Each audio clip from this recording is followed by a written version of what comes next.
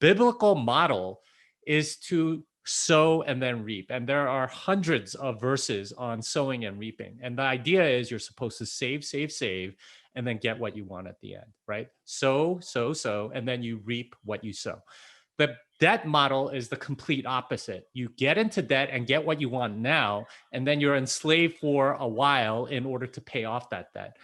And any parent can tell you what's better for your child: getting them candy now and making them work it off later, or have them save up and get that toy that they've always wanted. What's better for their character? It is completely corrupting to our character to have this sort of like debt-based mentality. And there's a reason why it says in Proverbs, the debtor is servant to the lender. There's some level of being sort of shackled by money and being sort of held hostage by our debt, that we call in the book sort of like this monetary Stockholm syndrome. We end up worshiping and loving the thing that entraps us, that holds us hostage, and in a sense that's what this whole entire system is built on.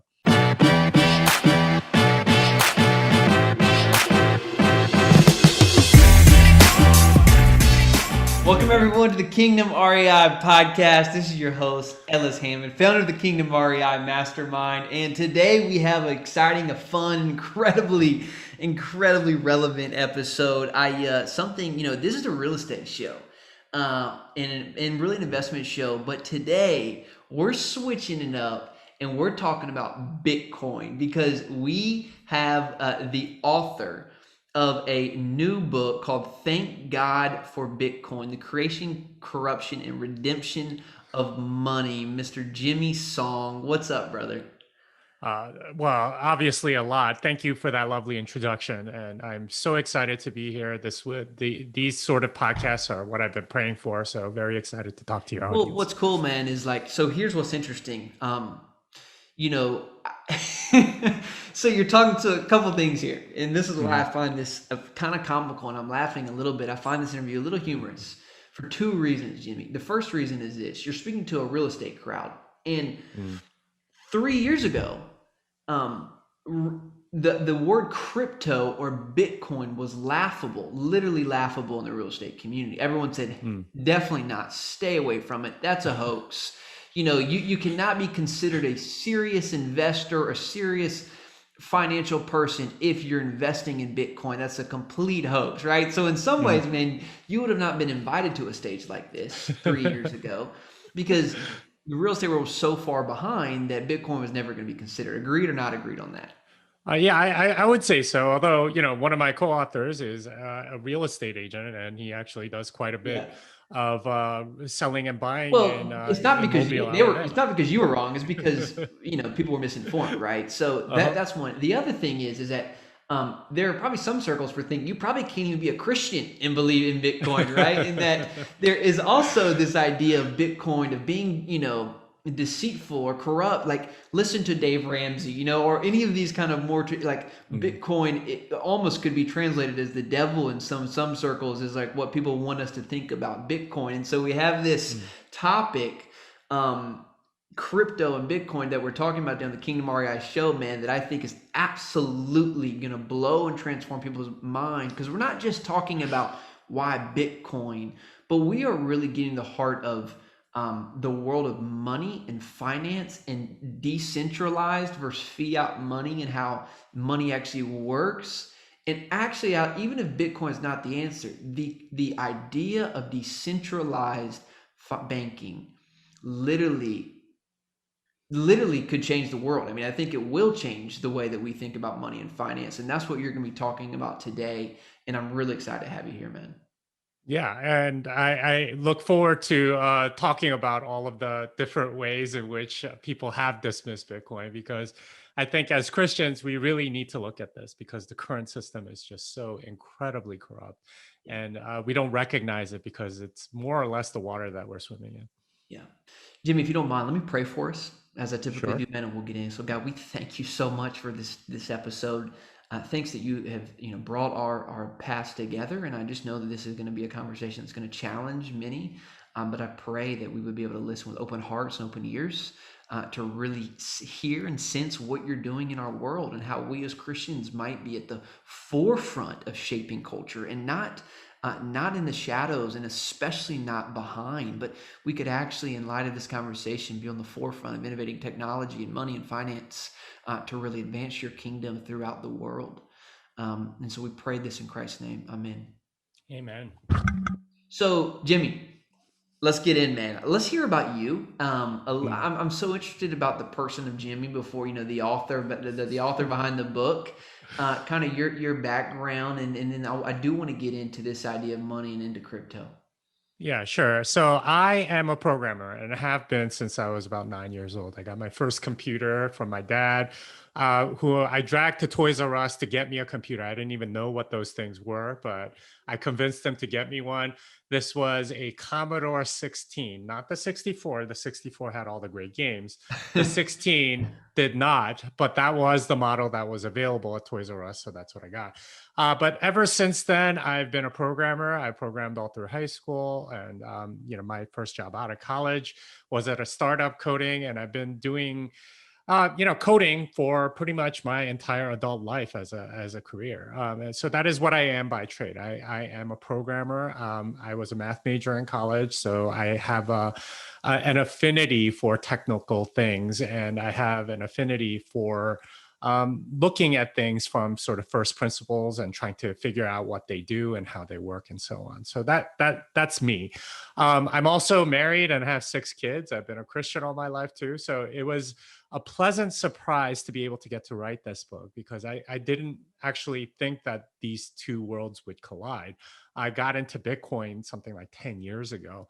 And back when I got in, it was just something that I was looking at and investigating. And when I started contributing to projects back in 2013 and so on, Christianity, I'm a Christian, I go to church, my wife goes to church, my family goes to church. We do all of that, but it was sort of like two different worlds. But like in the past couple of years, I've noticed, interestingly enough, a lot of Bitcoin people asking me about my faith, which is not something that I expected. And there were a lot of different Christians that I met along the way, being invited to conferences and, traveling all over the world and so on. And that's what ultimately led to the book that we wrote, Thank God for Bitcoin, The Creation, Corruption, and Redemption of Money. It came out of essentially a Bible study that we did. We're like, hey, we're Bitcoiners. Let's see what Jesus has to say about money. And ultimately, we read a couple of additional books, and after that we decided, you know what, like these other books aren't really making a very good case for why we should be off the fiat money standard. Let's write one that's based on Bitcoin. And that's what we ended up writing. It we did it all during COVID. We met every week over Zoom just like this. And it's been a blessing, and we've gotten such a tremendous reception that we never really thought we could get with this book, both in the Bitcoin world and in the Christian world. So are you writing it? I'm curious. The title "Thank God for Bitcoin."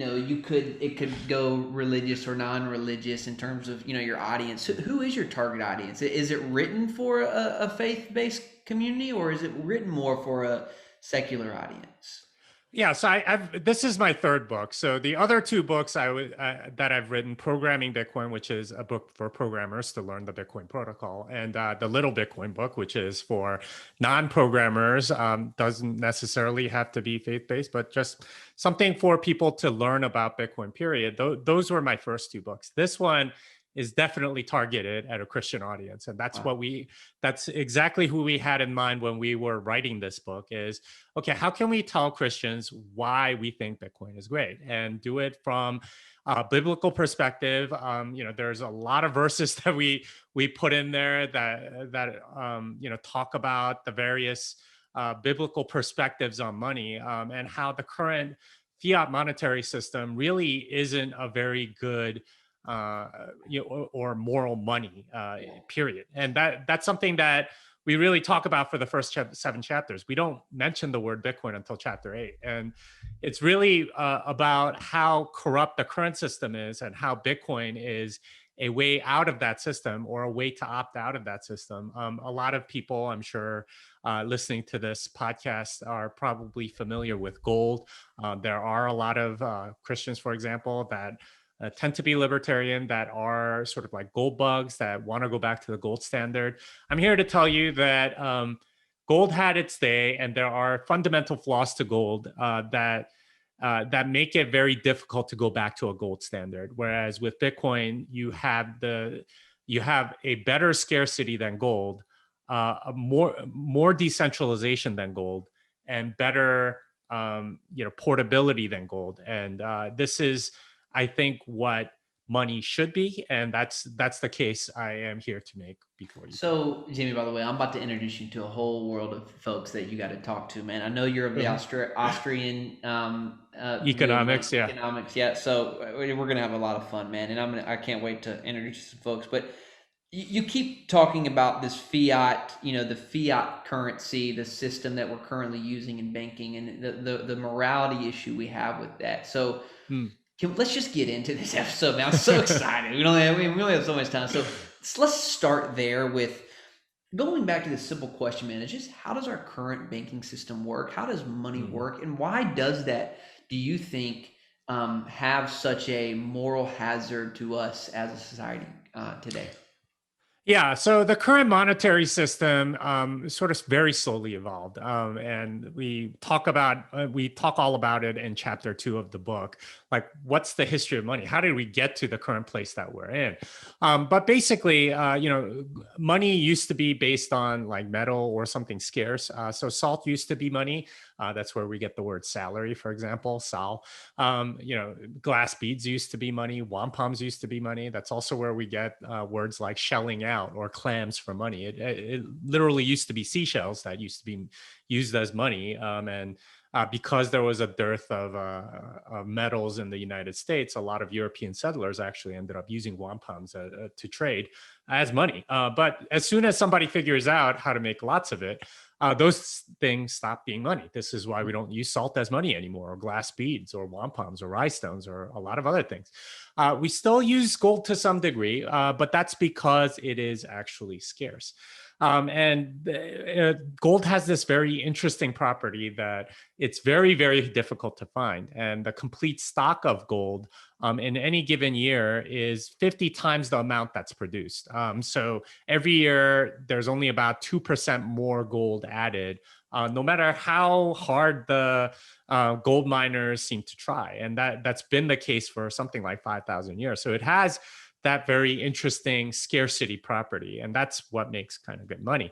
The current system that we have today started as a gold standard back in 1913 when the Federal Reserve was created. Every dollar was backed by gold. So you could at any time go to the bank and trade $20.67 for 1 ounce of gold, up until 1933, when Franklin Delano Roosevelt issued Executive Order 6102, which made it illegal for private citizens to hold gold, hold physical gold. Of course, that wasn't necessarily to just go and seize people's gold. They weren't going to go, knock on people's doors and go raid them for gold or whatever. What actually ended up happening was that most people had their gold in banks, and FDR basically took all of the gold from the banks and put it in the Federal Reserve Bank in New York, I believe, and made it illegal for people to actually convert it. And this was ostensibly done as a way to expand the monetary supply, because in 1934, a year after, gold was revalued to $35 an ounce, which was back then their way of doing quantitative easing. Hmm. 1971 was when Nixon finally cut ties to gold, and essentially that ushered in an era of complete fiat money. So the dollar is no longer back, can't be converted to gold any longer. It is just based on the faith and full credit of the United States of America. It's basically imposed on us. And the problem with fiat currency, fiat in Latin means "let it be done." It's just sort of like willed into existence without anything backing it. is that it can always kind of expand at any time. And this has been the case. So the M2 money supply of the US dollar, this is one measure of how many dollars in existence there are. 1959, there was $289 billion in the M2 money supply. Sounds like a lot, but right now there's about 20 trillion. So it's expanded a significant amount over the last 62 years. And if you annualize that, that ends up being something like a 7% monetary expansion every year. So where is that money going? Well, it's largely going towards it's largely being used as debt, and debt at every level. So if, for example, the Congress creates a budget for $4 trillion, but the revenues and taxes are only about $3 trillion, where does that extra trillion come from? Well, the Treasury sells T-bills. These are known as treasuries, and they do them at various lengths, but they have to sell $1 trillion worth of T-bills. Now, there's some market buyers. There are foreign central banks that will buy them, but oftentimes there's not enough buyers for $1 trillion worth of T-bills. So what ends up happening? Well, after all the you sell to the market, the Federal Reserve is the lender of last resort. They will buy up whatever debt that the market does not buy. So where do they get that money? Well, they create it into existence. It Right. comes out in the form of debt. And it's not just the federal government. It happens at the commercial level and the retail level. So commercial banks, when they buy corporate bonds or whatever, they are doing essentially the same thing. They create a new ledger entry that says, okay, you owe us this much money, or we have these corporate bonds on our balance sheet, and as a result, but that money isn't coming from anywhere. There's nobody on the other side of the trade that's lending out at these insanely low interest rates, right? And this is true also at the retail level. So, for example, when you get a mortgage, I'm sure all your listeners are very familiar with this process. When you get a mortgage, if you especially if you qualify for a conforming loan, what you get is something like a 30-year loan for, say, $400,000 at 3%. Now, think about that. 3%, 30 years, there's some credit risk. No matter how good a credit score you have, there's at least some credit risk. Um, is there anyone on the other side of trade? If you were on the other side of the trade, would you do this? Like, would you Yeah, no lend one's out? doing, no one's doing 3%, right? No, there's no way. It would take, first of all, it's way too long of a term. 30 years is a very long time, and that's a lot of credit risk. There's also, 3% is way too low. And, how does this come into existence? Well, the way it comes into existence is the bank prints the money on your behalf, and in fact, the federal government makes it insanely easy for them to do that because they insure it through Fannie Mae and Freddie Mac. Essentially, every mortgage that's conforming, and this is why you have very specific requirements, is if it meets that particular standard, the federal government says, we'll take the loss if this loan doesn't take care of itself. So essentially, the bank has no risk on a conforming loan, and this is why so many mortgage lenders exist. They print money on your behalf. There's zero opportunity cost because it's not somebody's money, somebody that's foregoing spending of money in order to lend you that money. It's money printed or created on the behalf of those that are getting these mortgages. So at every level, there is monetary expansion happening, and it is happening at the detriment of everybody else that's holding the dollar. So every time there's sort of an expansion of credit, which is currently happening right now and has been for the last year. And if you're wondering about the asset bubbles and stocks, real estate, and all sorts of other things, it's because there's a lot more money coming in. It's what I would call like the denominator growing. The number of dollars just continues to grow and grow and grow. And it went from 15.5 trillion to about 20 trillion in just like the last 14 months, which is like a 35% increase in the amount of dollars that exist. which is kind of crazy if you think about it. And no wonder things are getting more expensive. No wonder, the amount, days listed before it gets sold are like eight, like in like single digits in a lot of Right. places and so on. This is happening because there's a lot more money around. So what happens when that money expands? Well, when that money expands, what you're doing is you're diluting the money that everyone else has. So this isn't just people with fat bank accounts, right? With $1 million in their bank account. Well, they're getting diluted. It's also people that are holding cash. It's also other foreign central banks. It's also people in other countries because they are holding U.S. dollars because their own crappy currency is diluting even faster. So, for example, in Nigeria and Turkey right now, their currencies are inflating fairly fast. I think it's like 20 or 30% inflation in both countries, something to that effect. They want dollars. If you go to the black market in either country, they will preferentially treat dollars than their own currency. And in fact, this is definitely happening in hyperinflating places like Zimbabwe, like Venezuela, even in places like North Korea. I have a friend that's a North Korean defector. She's told me that the number one currency in the black market in North Korea is dollars. Wow. That's what they want more than any other currency. So every time money expands, those are the people that we're stealing from. Those are the people that are getting diluted. Those are the people that are getting hurt. And in a sense, we Americans, especially because the dollar is sort of like the global reserve currency as the result of a quirk of the end of World War II. Because of that, Americans have this sort of exorbitant privilege of expanding the world's reserve currency. And as a result, we end up stealing from everybody every single time. And at least we have nominally the ability to elect people and put people in position to, do something about the Federal Reserve Chairman. At least we nominally have some say in what's going on. But the person in North Korea, the person in Nigeria, the person in Venezuela, they have no say in our political system. And yet they are being stolen from. We really, like biblically speaking, every time we create money out of thin air, right? Every time we get a loan where it wasn't from somebody's savings, this is what's happening. We're still like biblically, you know, uh, there are all these verses about stealing from orphans and widows, and I used to read that and say, look, who's stealing from orphans and widows? It's not like they have any money anyway. Like what? Who's doing that? Well, the answer is us. We're the ones stealing from them, right? Like every time you're using your credit card or like creating money out of thin air, the orphan in North Korea that's holding the $1, that's their entire life savings.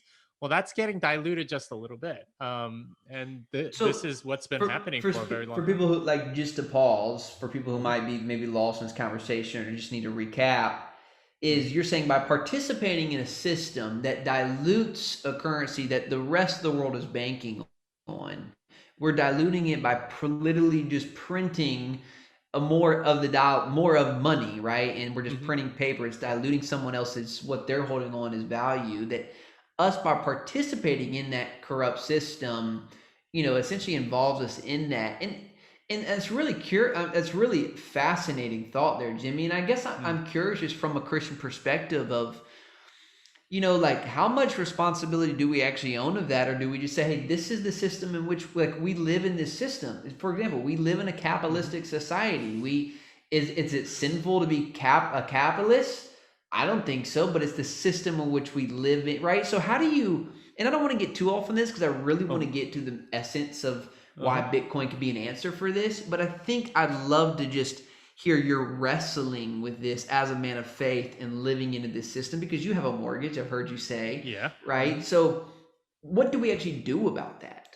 Yeah, and this is something that this is the conclusion I came to in writing the book was, okay, if I'm taking out a mortgage, this is money printed from nothing. It's no one is foregoing usage of the money that I am borrowing in order for me to go and buy this house. Therefore, it is immoral for me because I am essentially stealing from everybody else in the world, and I still have that mortgage. So my plan currently is to go pay that mortgage off fairly soon, and that way it won't weigh on my conscience. But ultimately, it's not necessarily capitalism. I think capitalism is fine. It's this fiat monetary system that's backed by central banks, that's using the system of debt as a way to expand the money supply. And this is, like I said, happening at every level, and everyone in this society that is taking out loans that come from nothing is not just participating in it, but they are in a sense guilty of stealing from other people. Every time the bank creates money on your behalf, whether you're using your credit card or you are taking out a mortgage or something else. It is money created out of nothing, right? The denominator for the US dollar expands just a little bit every single time that happens. Now, when you pay it back, it shrinks back again, but usually uh, the total amount of debt continues to expand and has been for a Right. very long time. So, the way I wrestle with it is, okay, is that theft of a very small amount wrong? And I've come to the conclusion, absolutely. It doesn't matter if you're stealing a tiny amount or a large amount. God still says it is stealing. Stealing is wrong. The verse that that's been sort of like on my mind a lot as I wrote this book, and as I've wrestled with it with my co-authors, is Ephesians 4:28. He who steals must steal no longer, but rather he must labor, performing with his own hands what is good, so that he will have something to share with one who has need. And obviously, the first part of that verse is don't steal, right? Stop stealing. If your job entails stealing, you need to go stop doing that, because he was talking to thieves. He was talking to people that were essentially doing things that weren't productive.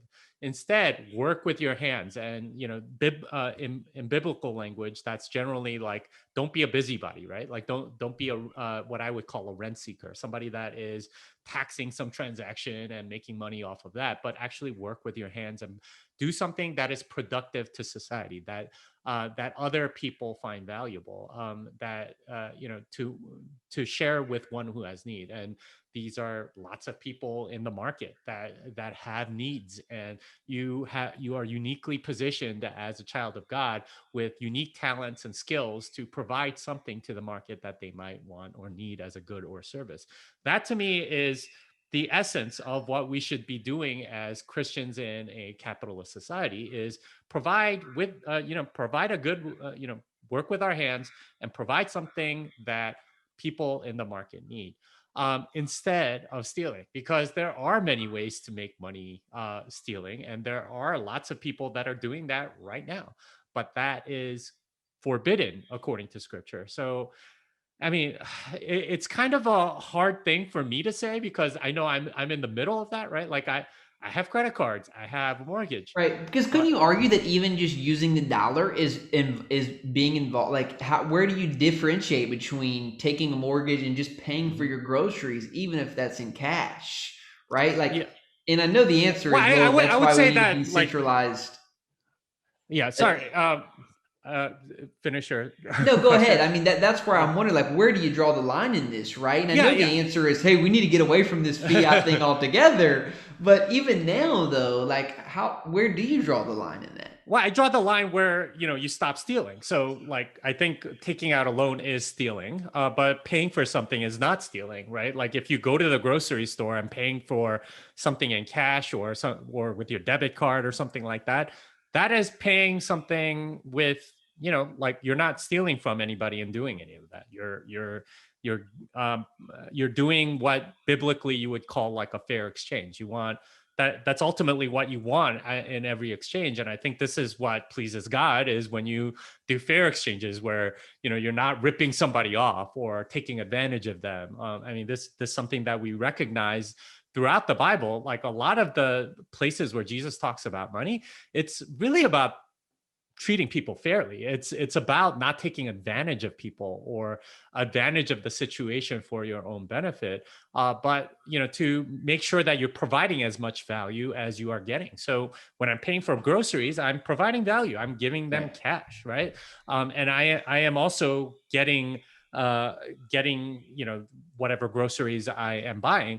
and that's a fair exchange, and that I think pleases God. But steal like creating money out of nothing, Right. and getting also the other thing that I forgot to mention is debt is completely antithetical to Scripture. The biblical model is to sow and then reap, and there are hundreds of verses on sowing and reaping, and the idea is you're supposed to save, save, save, and then get what you want at the end, right? Sow, and then you reap what you sow. The debt model is the complete opposite. You get into debt and get what you want now, and then you're enslaved for a while in order to pay off that debt.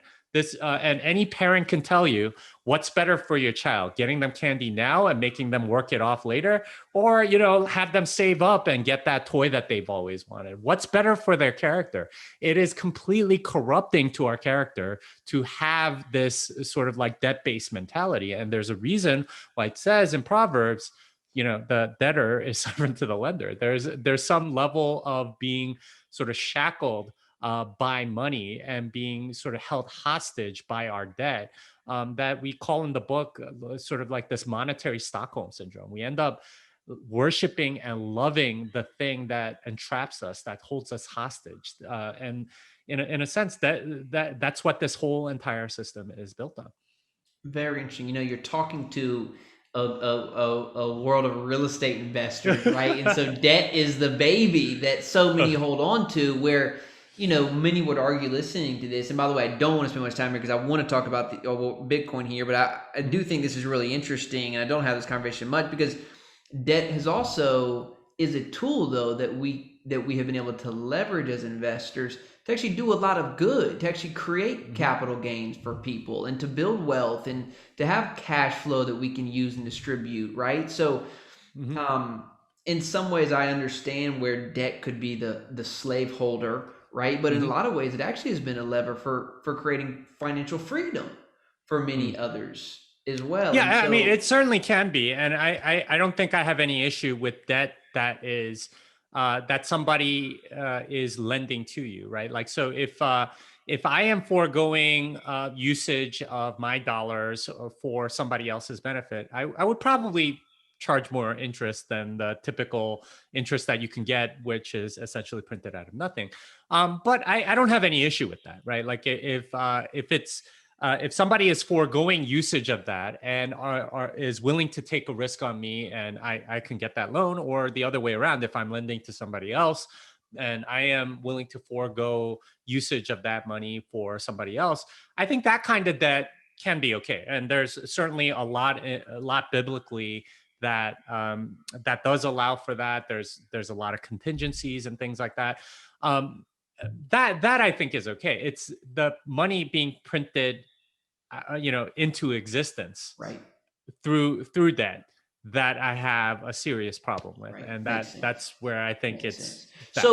So the if we stop the conversation here, Jimmy, it would be like watching the latest fish. I don't know if you saw the Netflix show Seaspiracy, which is a fascinating documentary, but it comes to the conclusion: well, in order to change this, global warming, we all need to stop eating fish. Like, you stop eating fish, I stop eating fish, and like the reality is, the small ripple effect of me not eating fish, it would need to take a massive global agreement for everyone to stop Mm, eating fish for that to really have a dent in a massive fish market. It's kind of the argument I feel like you could translate mhm, to: I'm going to stop using my credit card, and that's going to be the impact, right, on mhm, this current monetary policy. What could have a bigger ripple effect is what you're arguing for, is thank God for Bitcoin. Like, mhm, this could actually be the disruptor mm. that could change the way our current monetary system works. So explain to us, and I think most people need a quick overview of what does decentralized mean and why Bitcoin is the answer to that. Yeah, so let's start with decentralized money versus centralized money, because Yeah. this is sort of like a point of confusion. By the way, So was that a good analogy of what I'm talking about here? yeah, Of yeah, yeah, I want to hit that exactly, because yeah, you hit the nail on the head there. So let's start with decentralized versus centralized money. Traditionally, something like gold is decentralized money, as was salt and glass beads and wampums and so on, because you can essentially gather them from nature, right? And it takes work to go do it. There's no central controller that creates the currency. I could go right now into my backyard and try to dig for gold. And if I were to be fortunate as to find some gold, I can go and sell it on the market. No one can really stop me, right? Like, it's decentralized. No, I don't need any permission from anybody to go do that. Now, contrast that with the U.S. dollar. If I went and drew a realistic $100 bill and tried to spend it out on the market, I would get arrested by the Secret Service because only the Treasury is allowed to issue $100 bills, and only the Fed is allowed to create more dollars, using the mechanisms that they have. So the centralization essentially means that you need permission from somebody to create more of it, whereas decentralized means that you don't need any permission from anyone. And the thing that trips people up about Bitcoin is that it's a decentralized digital currency, or what we would call digital gold. It has many of the properties of gold in that anyone can go mine it. Anyone can go check the ledger. It's completely fully auditable, which is very unlike the Fed. You can't audit the Fed, right? They've tried many times, and usually there's some resistance, and no one really knows like right. how much money that they've created or anything. So but with Bitcoin, you have a log of every single transaction that's ever happened on the Bitcoin network. This is what we call the blockchain. It's literally a ledger of every single transaction that has ever occurred in Bitcoin, That anyone can see.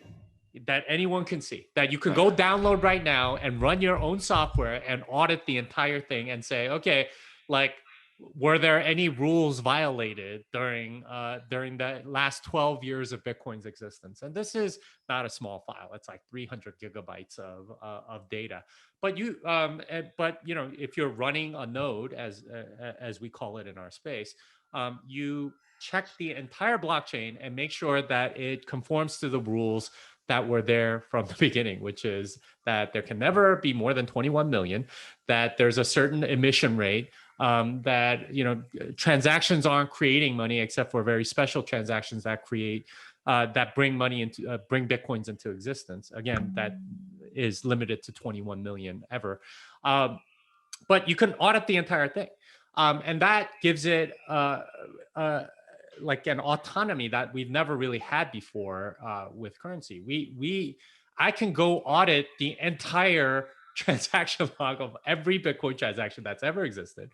And if I wanted to, I could try to mine. And much like digging in my backyard, I can use my cell phone or computer to try to mine, but I am not likely to find it. And in fact, the people that are very good at what's called Bitcoin mining, they are very specialized, and they you know know how to do that, much like gold miners know how to mine gold very well, and so on. So because of that, it's decentralized, and that's what Bitcoin is. It's decentralized, digital, and scarce. So it's basically digital gold, except with better properties, and you can send to anyone in the world in about 10 minutes, which it makes it a lot more portable. So it doesn't have the weakness of gold, which is its physicality. The fact that it has a location and a place means that you have to transport it a lot, and that can be quite expensive. So that's essentially what Bitcoin is.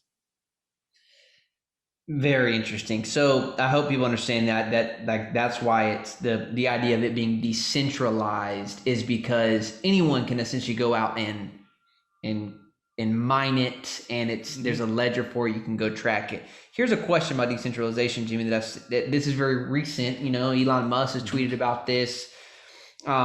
In terms of the argument that Bitcoin is decentralized, but it's mined by, let's call it 80% is mined by 20% of the miners. How does that how do you still argue that it's still can be a decentralized currency if it's controlled by, a very small few miners? Well, we don't actually know that many big mining companies, and as far as I know, there's at least like 20 different mining companies. Or maybe wallets. Uh, I'm saying, like, you see what I'm saying? Does that there's sway the hundreds of wallets, and there's dozens of miners. There's lots of different companies that do things. But essentially, any one of them can go down. Any five of them could go down, and the Bitcoin network would still be running. Mhm. And that's kind of what we mean by decentralized. If the Fed stopped working tomorrow, we would have absolute chaos in the monetary system. If you couldn't settle dollar uh, differences within among banks or something like that, the entire financial system would like Right. be chaotic.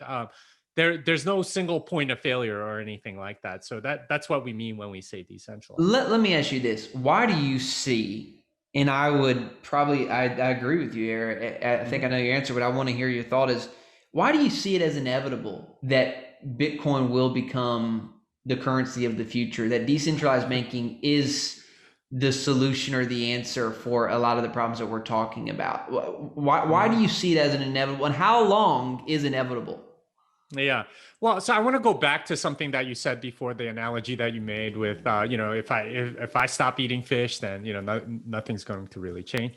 The book that we wrote, Thank God for Bitcoin, is not the first of its sort of genre, talking about the current monetary system and the morality of it. In fact, there were two other books that we studied as authors to sort of before we decided to write this book. There's a book called The Ethics of Money Production by Guido von Halsman, and there's another book called Honest Money by Gary North. Guido von Halsman, if I'm not mistaken, is Catholic, and he essentially argued against the current monetary system from a lot of Catholic teaching, including a lot of biblical teaching. Gary North used to be an advisor to Ron Paul. He's also written a lot of homeschooling curriculum.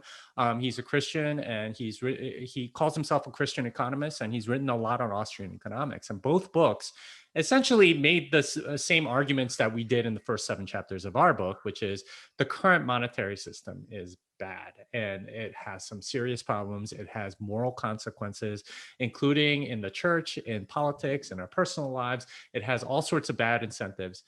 Their books, though, end in a different way. Their books say essentially kind of like what you said about like everyone needs to stop eating fish. The conclusions of both books was, okay, so we need to go back on a gold standard. So we Yeah. need to get a political action committee together and convert enough people to be gold bugs so we can make sure that the dollar is backed by gold again. And that was their argument, which if you read it and you're like, okay, this is never going to happen, you end up just sort of like coming out of those books kind of depressed because like, okay, there's nothing we can do about it then. Of course, both books were written before Bitcoin.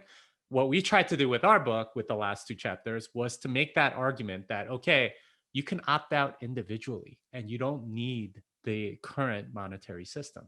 And that's the whole point of Bitcoin, is that instead of participating in the system of theft and corruption and high time preference, debt based, like very bad for civilization kind of incentives that come from fiat money. We argue that you can opt out and just go to Bitcoin, and each individual can do it. And we'll at some point have more momentum, and I mean momentum's been building for the last 10 years, really. But ultimately, that means that we can all get into Bitcoin on our own schedule. We don't have to get this like coalition together or have a political action committee for and like make it a presidential election issue and pass a congressional amendment or something like that. Or constitutional amendment or anything. We can just do it individually. Each person can opt out and say, you know what, I'm not going to be in this system anymore. I am going to save in Bitcoin, and I am going to go with the biblical model of sowing and reaping, and you know and Bitcoin ends up being very good for that, right? Like being a savings technology, rather than saving in dollars or participating in the system of continuous insertion of debt and monetary debasement. Instead, you can just go into Bitcoin and like not worry about it. And this is what a lot of people have chosen to do. Right. And there's a lot of people in the Bitcoin world that You, are more or less all in. but Jimmy, like I think about, when Israel had to travel around in the desert for 40 Uh-huh. years for everyone to die first before the next generation could go into the promised land. Like don't you feel like though there's such a lag of like you almost need the current generation in the old mindset to literally die before Mhm. something like this of mass effect, like I mean, I just think about like my parents, or especially my grandparents, will never like really probably take the time and say I'm all like it's just Mhm. not right. Where I think Mhm. my generation is beginning to, but even that might be too soon. Like you Mm. almost need the 40 years in the desert, and will it take that long, right, to really, from a mass scale, people to really begin to opt in like this? Yeah, I mean, to some degree, yes. There, and you like, I doubt Warren Buffett's ever going to change his mind on Bitcoin, right? Like he's called it rat poison squared, and all sorts of other things. But then again, like, when's the last time he did anything interesting? Like his big bets were in the '70s, and he made a lot of money then, but he's not necessarily the uh, a prescient investor anymore. He's more been taking advantage of a lot of government subsidies and so on. But that said, like the nice thing about Bitcoin is that the economic incentives are to get into Bitcoin. As more people adopt it, the price of Bitcoin, because of its absolute scarcity of 21 million, tends to go up. Fixed supply, increasing demand. The only release valve for that is an increase in price, and that's what's happened over the last 10 years. And at some point, as the dollar continues, expanding sort of at an unsustainable level, you will have some sort of event where people start losing confidence. I've been studying the Weimar Republic recently, especially sort of like what happened with the monetary system there, where it sort of hyperinflated over a period of like 8 years. Over like the first 4 years, prices only doubled. By the end, it was doubling like every week, right? Like it's Right. very gradual and then very sudden. Yeah. I suspect that will happen with the dollar, and it had like the average lifespan of any fiat currency is something like 23 years. So, the US dollar as a fiat currency started in 1971. It's about 50 years old. So it's a little bit So long we've on the doubled. tooth already. Yeah. Yeah. So it's, at some point, it's going to collapse. It's not going to last So forever. maybe the We have this spur, like, the acceleration of the distrust of the dollar will actually increase the trust of something like crypto more so than just trust being built in crypto. That makes a ton of sense. And I know our Mhm, time is running short here, Jimmy. And golly, mhm, man, I just can't wait to learn more mhm, from you. And I want to do it. We do a live webinar series. We might have to have you back on too. And well, let me ask you this though. One of the last questions here, and I wrote this down. Why Bitcoin versus crypto? And what mhm, is your case for, there's a ton of different mhm. cryptos that are trying to become, the currency of the future. And why so bullish on Bitcoin when there are very viable other coins? And recently, and as of last week when we're recording this episode, a famous tweet by Elon talking about just how bad it is for the environment to mine Bitcoin. Like, what if Bitcoin just goes like becomes one of those that goes away? Like, talk to us how you think about that. Yeah, so the big difference between Bitcoin and altcoins is that Bitcoin is decentralized, like I explained before, and altcoins are centralized. They usually have a creator. So Ethereum, for example, was created by Vitalik Buterin back in 2014. XRP was Ripple, or XRP was created by the Ripple Corporation.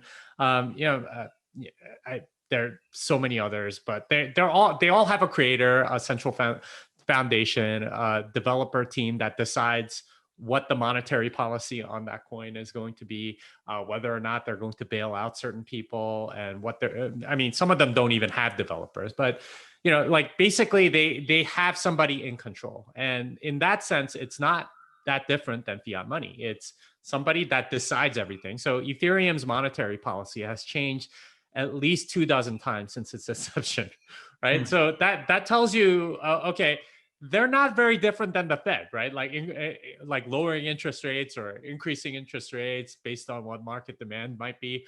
They're talking about moving to proof of stake, largely probably due to the energy flood that's going around and so on. But that's the big difference, is that Bitcoin is actually decentralized. All of these other things are centralized. And don't pay attention to the people that are saying, oh, it's a spectrum or whatever. You either have possession of your coins and no one can take it away from you. In other words, you're self-sovereign over your coins, or you are not. If you are not, then it is centralized. Somebody else can take it away. And this is the problem with the US dollar. If you have money in the current banking system and the government labels you a domestic terrorist, they will seize your bank account and you will not have access to it. That's not a very good thing. And they can do that with all of these other coins. And they've done that before. Ethereum had something called the DAO hack, which really wasn't a hack. It was a smart contract flaw that some smart contract lawyer figured out a loophole to. They decided that to basically bail out everybody that put money into that contract. So uh, you know Bitcoin is decentralized, and it almost had an immaculate birth. And it took the leaving of the creator, Satoshi Nakamoto, in 2010 to achieve that. Um, we really don't know how to make a coin decentralized. Like it's extremely difficult. We know that Bitcoin has it. Every other coin does not. So it's not something that you can just sort of conjure up out of thin air. So I would say that that's a major reason. The other reason for Bitcoin is that it has credible long-term scarcity, and that is the most important thing for money.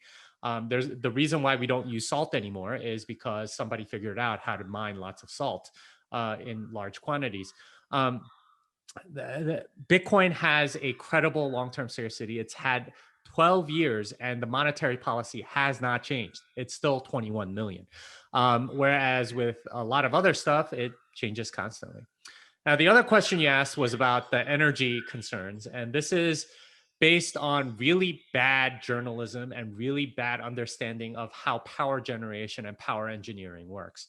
The way power works is that it is created and delivered with the expectation of availability, and that's something that's a little bit of a mouthful. But basically, think about it. If you turned on your lights at home and it didn't work, you would think, okay, this is a very bad user experience, right? They need to continuously supply power, and it has to be there whether or not you're using it, right? And this is especially true for like sort of life support equipment and hospitals and so on. You need to make sure that it's available, and when it's not available, like we had here in Texas a few months ago, it's kind of a disaster.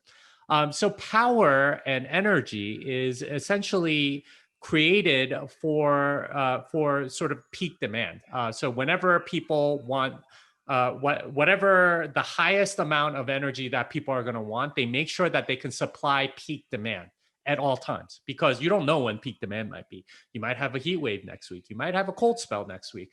People might be using their air conditioners or their heaters. We don't know. Whatever it is, the power company needs to make sure that they produce enough so that you can fulfill peak demand. So what does that mean? That means that a large part of energy is wasted. So I think Michael Saylor is the one that pointed this out. Something like 160,000 terawatt hours of energy is produced per year in the world. About 50,000 terawatt hours, or something like 30% of that, is wasted. And it's because of all of the energy that needs to be available just in case people want to use it. But if they don't use it, then it gets wasted. Now, what Bitcoin is doing is it is taking a lot of that energy that would be wasted and is using it for something useful, which is securing the Bitcoin blockchain. That is how you should be seeing it. Instead, what journalists do is say, well, they're using as much energy as the city of Copenhagen or something like that, which is a ridiculous analogy because a hydroelectric dam in China that is, providing energy for miners there cannot be used in Copenhagen. Energy is not portable like that. In fact, the only sources of energy that are portable are oil and gas and coal. And those, people tend to not like because they are not environmentally friendly. Um, you can't just make analogies like that. It doesn't make any sense. Right. By the way, the amount of energy that the entire Bitcoin network uses in a year is 150 terawatt hours per year. It's like 1 or 2 basis points of energy of the entire world. Uh, Jimmy, this has been this is a masterclass so far, man. I love this conversation. I hate this has to end. I want to give you time to make sure people know where to find you, your book. And I want to ask you one last question before we get out of here. But please tell us where to go, man, to find this book. Got the book you just came out with. Yeah, thank God for Bitcoin. It is available on Amazon. It's also available on Audible. There's a hardcover, soft cover. It's available on Kindle, and you can go get it right now.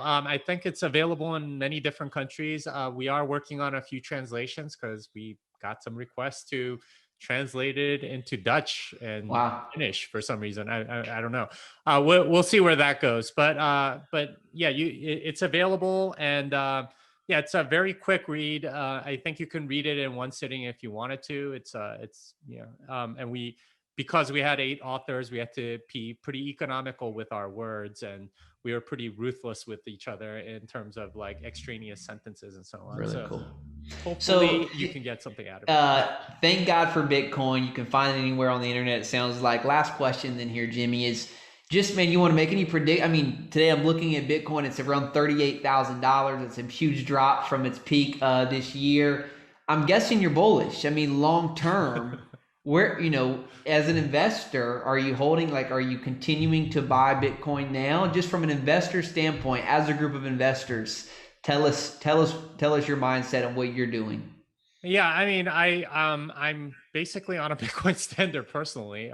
Whenever I make money in dollars, I go buy Bitcoin with it. Whenever I need to pay bills in dollars, I convert my Bitcoin to dollars and do that. And that's something that I choose to do because I believe in it. The long term, the thing that I tell people that are thinking about investing in Bitcoin is don't bother going and buying it if you're going to sell in 6 months when it doubles Yeah. or halves, because that always happens. Um, if you're going to hold for 5 years, you'll be fine.